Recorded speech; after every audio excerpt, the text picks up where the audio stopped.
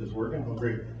Well, first of all, I'd like to thank you for this opportunity to come here and speak to you about officiating. I have a little bit of a passion for officiating, so to have this opportunity is a real plus for me. I look around the room and see a lot of familiar faces, and I always think that maybe I gave you a penalty or a ticket. I hope it was a penalty and not a ticket, and or a arrest or one of the other things that I had to do when I was working. This summit, without question, when I heard about it, is obviously a super thing for the development of hockey in Northern Ontario. And I really congratulate and commend the NOHA and all the people who are involved in this for doing this. It's a great idea. If we don't do things like this, we're simply not going to get better, and that's what it's all about, is improving, the product that we're producing on the ice.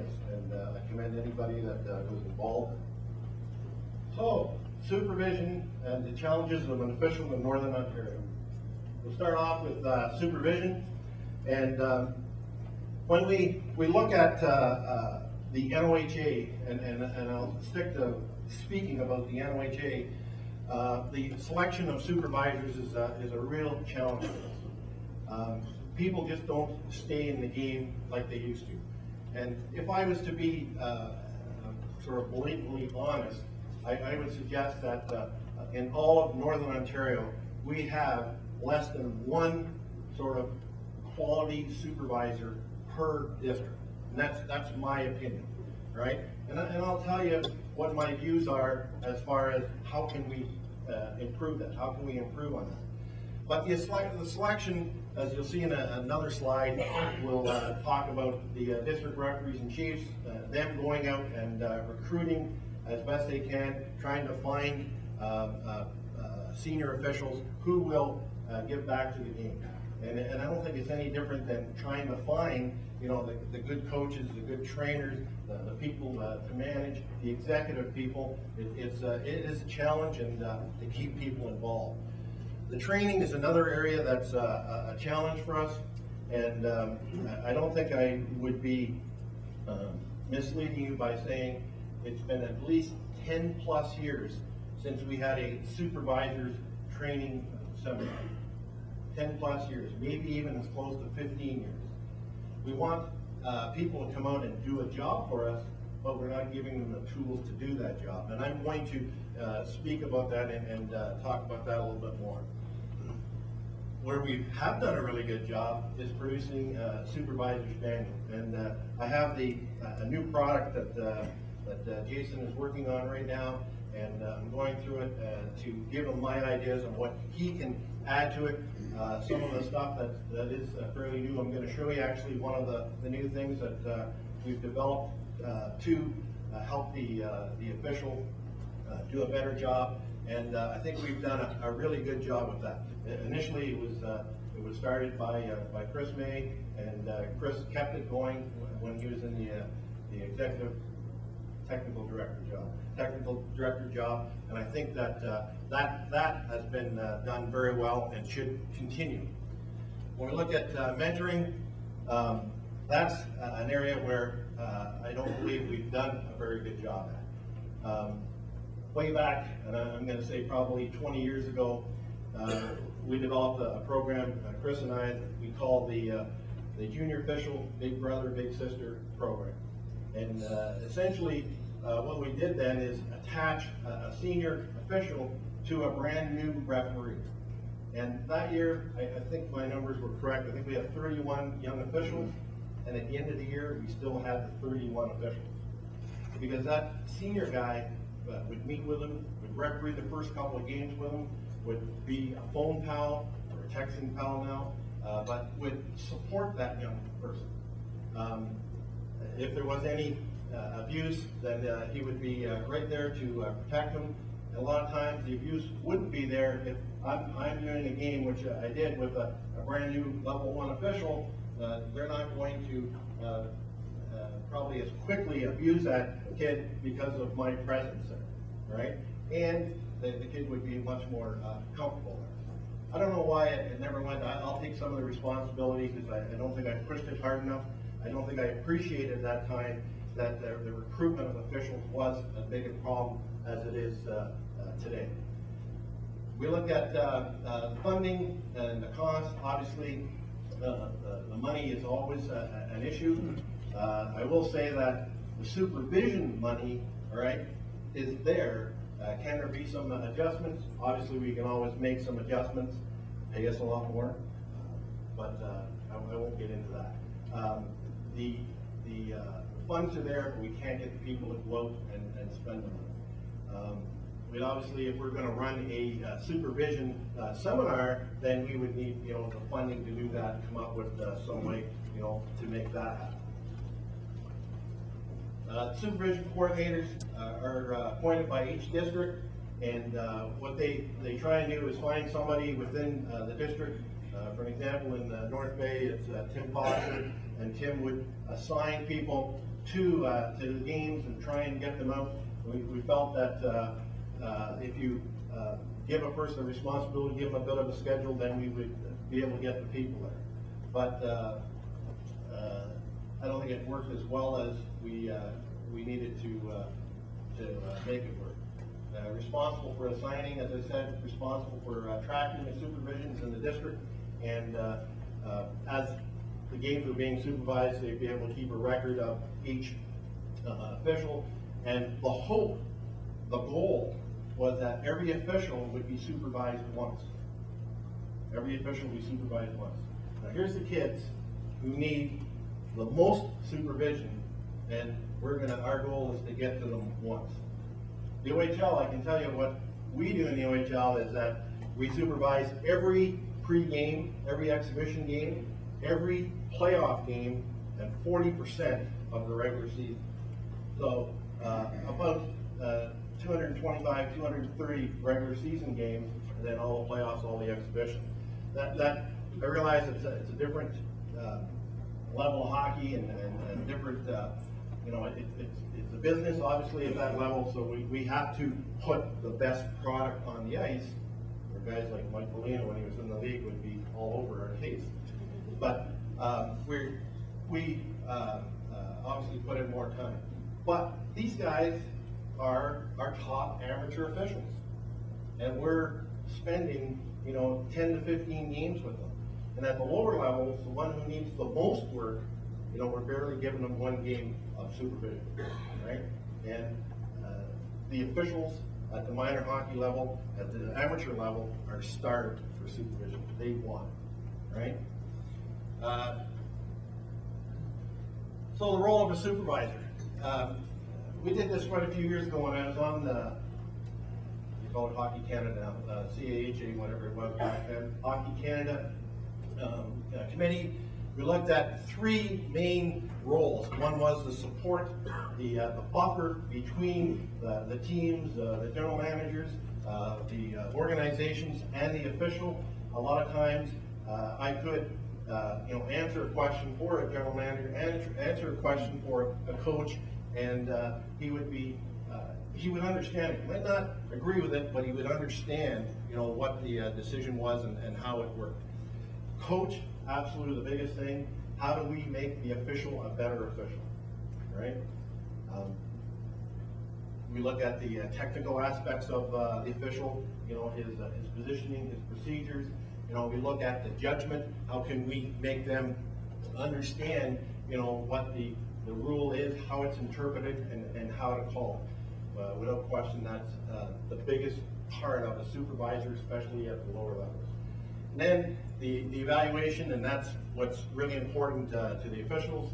A lot of people who are very friendly with you when you get into March, because the playoffs are coming up soon, and they buy a lot of beer because they want to get selected for the playoffs. But the evaluation, it's not only the evaluation to the playoffs, but the evaluation of the official as far as getting his next level. Level 2 official wants to be fully certified so he can move on to level 3. So we would evaluate that person and right up the line to level 6. So those are the three main roles of the supervisor: the support, the coach, and the evaluation of the official. I give you this because this is our newest sort of tool. And I think that this can be used at any level, whether it's a player, a coach, a trainer. It's the official's personal development plan. And when we look at what we consider to be the skills and the characteristics of a great official, right? We look at sort of three areas. We look at his positioning, his judgment, and his on-ice presence. And if I was to say to an official, what do you think your 2-3 strongest skills are? Well, I'm in really great physical condition. You know, here's young Stevie Walton, 46 years old, and you know, tremendous condition, right? The official who wants to get to that level, you know, or the next level, or do better on the ice, right? Wants to be in better condition, right? But that's his strength. His strength is conditioning. Then he might say that, you know, his next strength is his communication skills, right? That's great. But now, let's be honest with ourselves.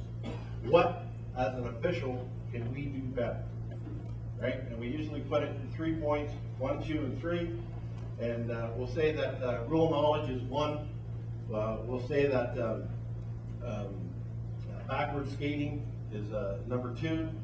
And we could have a third one, but to look at it and say rule knowledge, I need to know the rules better. When we look at the action plan, now we look at what can we do, all right, to know the rules better.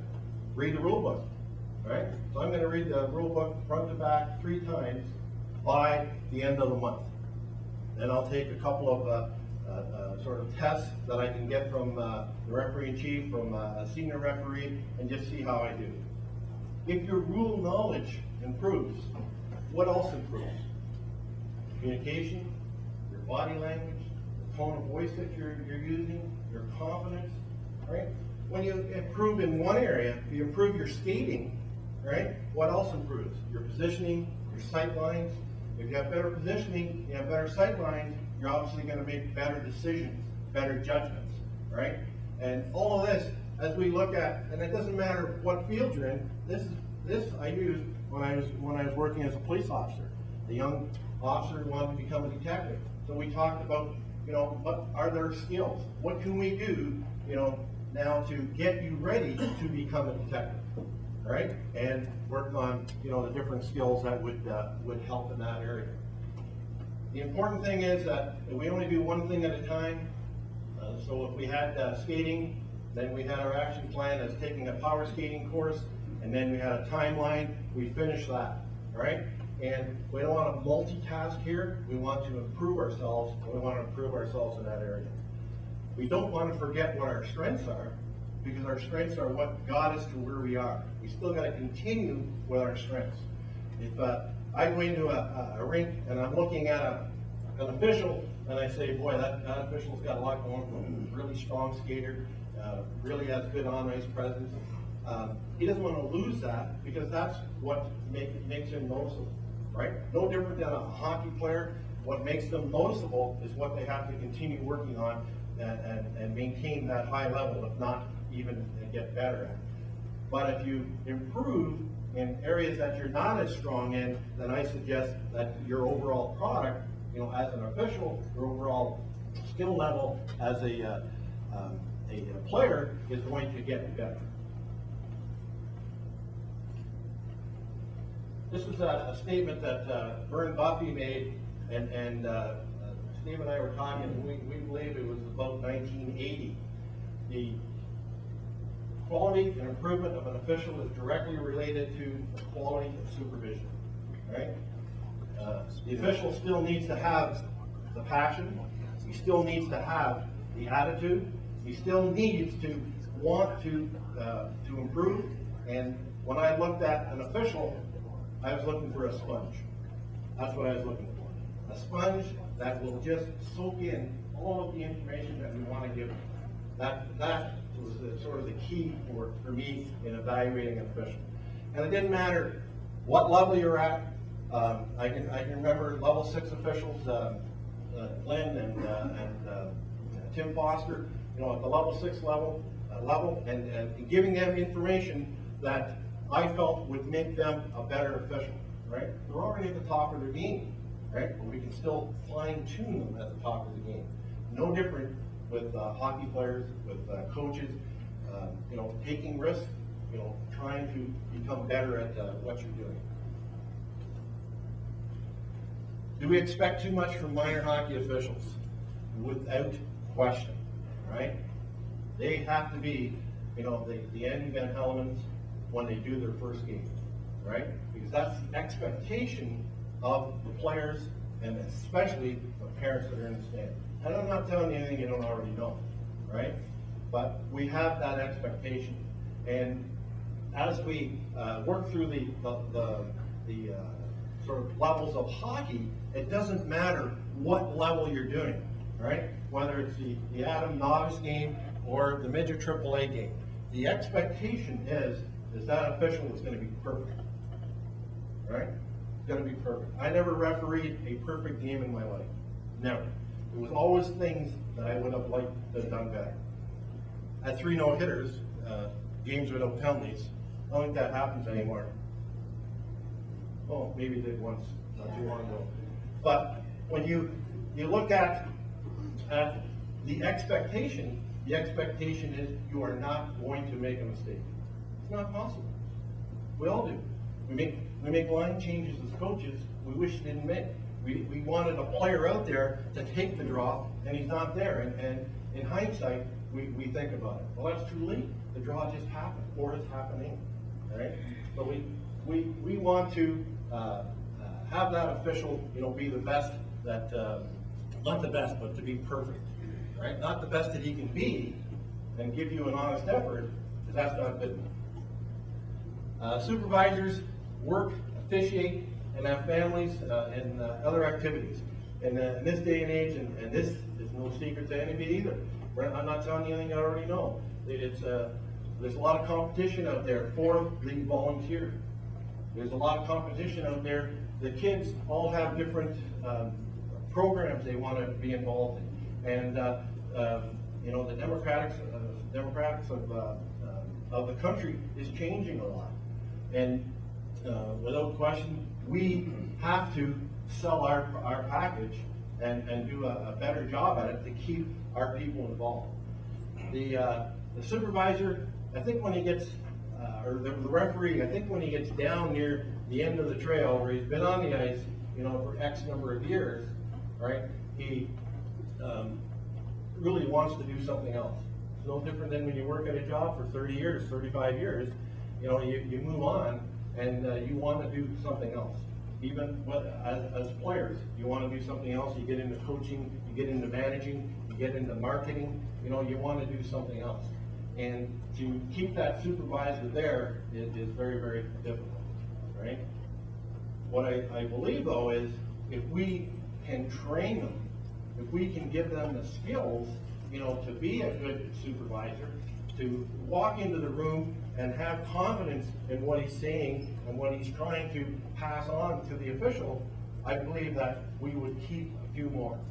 And like when we run an officials level 1 camp, level 1 clinic, I should say, you know, we have 30 new officials there. We're really hoping to maintain, you know, sort of 10 to 15. Well, we do the same thing with supervisors, and we run it with 30 supervisors in there, and we maintain 15 of them, 50%, which is a pretty low percentage. Then that's 15 more supervisors who are going to go out there and work with our minor hockey officials. And that, I think, is extremely important. The difficulty in getting them to give back, some people just are not interested in it. Some people are nervous about giving information. Probably when you're going to be honest, right, honest with somebody, the challenge, I guess, is that you know, we have to have the courage to confront, right? The courage to tell them what they're doing wrong. But when I'm talking to a supervisor, I said, if you tell a person what they can do better, and then tell them how they can do better, I believe that it's more acceptable and that they will look at it. But if you just go in there and tell them what they're doing wrong, right, and not give them the corrective action, I don't think that you're going to be that successful. So that was a big part of that's a big part of our job as supervisors. I was very fortunate as I went along the referee trail, where I had people who wanted to give me good advice, wanted to give me good information, wanted to make me a better official. And that helped me in my sort of progress as an official.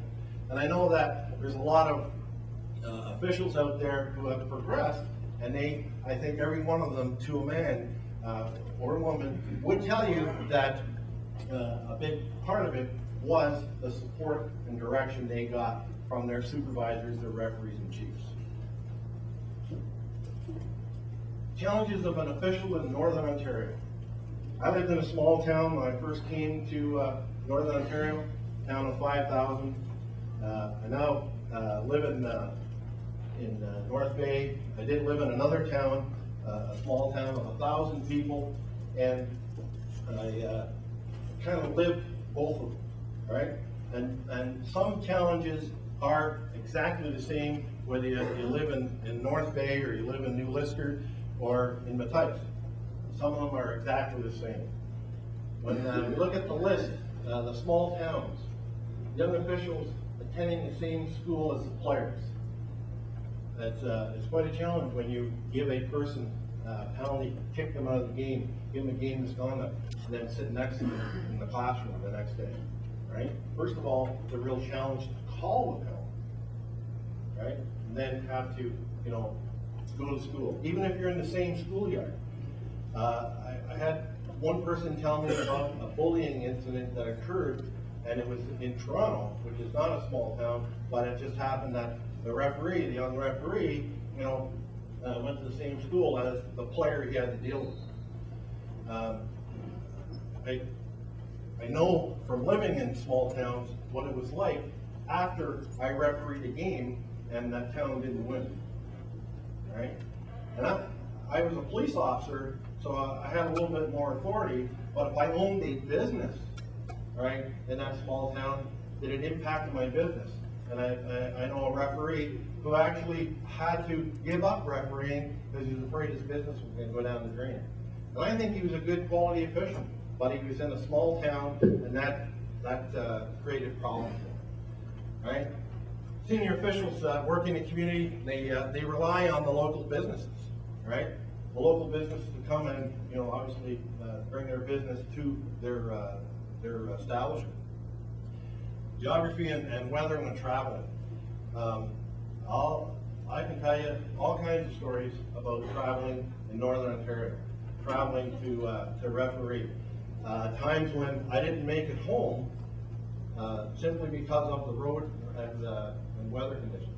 Just couldn't make it home, and you get a hotel room. The highway's closed. Chris and I spent about 7 or 8 hours on the highway, somewhere between Hornpain and Hearst, after doing a clinic, and it was cold out, and all we watched was the fuel gauge as it kept going down. And then my friend pulls out his mucklucks and his big mitts and all this winter stuff that he carries with him, because he's in his own car, right? I don't have any of that stuff. And just watched me shiver. My friend. We didn't run out of gas. We made it to Hearst, and we were able to gas up. But I think over the 30 years I refereed, it was about 4 times where I couldn't make it home because of the road. A simple trip, North Bay over to Sudbury, and you get those road conditions, and the official is driving himself. He's not in a bus. He doesn't have the professional driver. He's on his own. And in some cases, you are traveling on your own, which I had to do on many occasions, travel on my own and using the local linesman there. So that was, obviously a challenge. Every one of you do it, going to your games, going to your meetings, involved in any of the programs that you're doing. So we're not giving you anything you didn't already know. Family involved in other activities and work.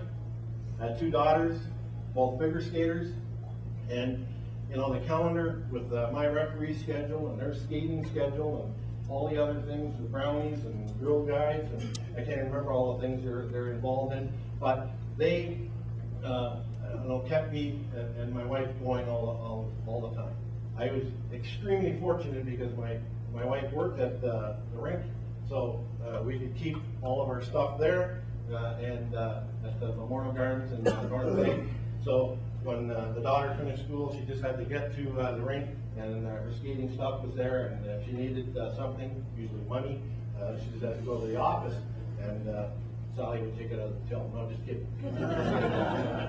But you know, that helped me out a lot. All right, because on top of your own job, where you don't always know when you're going to get home, and especially in my sort of last 10 years when I was on the road a lot, pretty hard to drive the daughter to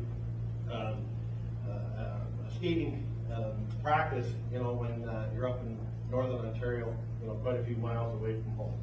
So those were some of the challenges that we faced. When I look at the overall thing, and I know that you're going to be making recommendations, you're going to be looking at what can be done to improve the officiating product, to get people out there, to get people involved, keep them involved. I think one of the #1 things is that we need to run a supervisors seminar. I think that's the #1 thing that I believe is needed in the North. We have to really think about and get some ideas on how to recruit the supervisors and get them into the classroom so that they can pass on their knowledge to the young official. It's really very simple. If we can make them a better official, then we're going to put a better product on the ice for your kids and the kids in the future to play the game of hockey. It's that simple. That's all, folks, I think.